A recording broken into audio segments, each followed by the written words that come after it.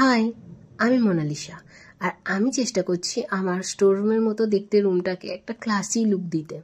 তার জন্য প্রথমেই যেটা দরকার ছিল আমার ঘরে একটা স্টোরেজ বক্স তো অর্ডার করে ফেলেছি, কিন্তু এবার মেন কাজ এগুলোকে অ্যাসেম্বল করে এক জায়গায় করতে হবে আমাকেই। তাই আমি ঝটপট কাজে লেগে পড়লাম।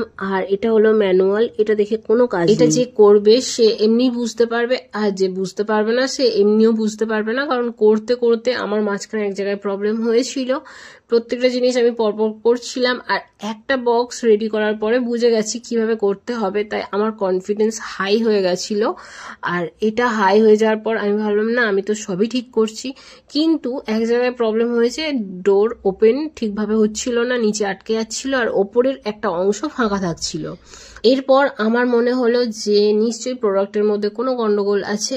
আর আমি রিভিউতেও একজনের সেম প্রবলেম দেখেছিলাম, কিন্তু আমি বুঝতে পারিনি যে এটা কেন বা কিভাবে হচ্ছিল, কারণ প্রত্যেকটা জিনিস প্রত্যেকটার সাথে লেগে যাচ্ছে। এর পরপরই আমার মনটা একটু খারাপ হয়ে যায়। আর আমি এতদিন ধরে ওয়েট করেছিলাম এই প্রোডাক্টটার জন্য, আর এটার মধ্যে যদি কোনো ফল্ট থেকে থাকে তাহলে আমার কষ্ট হওয়াটাই স্বাভাবিক। আর আমি ভাবছিলাম যে মেবি এটাকে রিটার্ন করতে হতে পারে।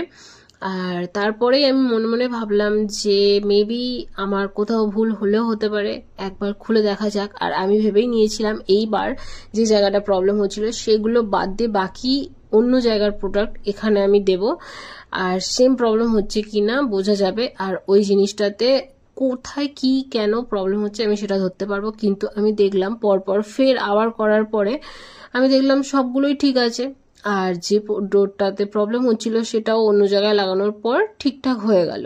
প্রত্যেকটা ঠিকঠাক হয়ে যাওয়ার পর আমার তো মন ভীষণ খুশি হয়ে গেল। আর আমি এটা নিয়ে খুবই স্যাটিসফাইড, কারণ বেশ ভালো জায়গা আছে, আমি অনেক কিছু রাখতে পারবো। আর এর ফাইনাল লুকটা ঠিক এই রকম দেখতে, বেশ ক্লাসি কিন্তু।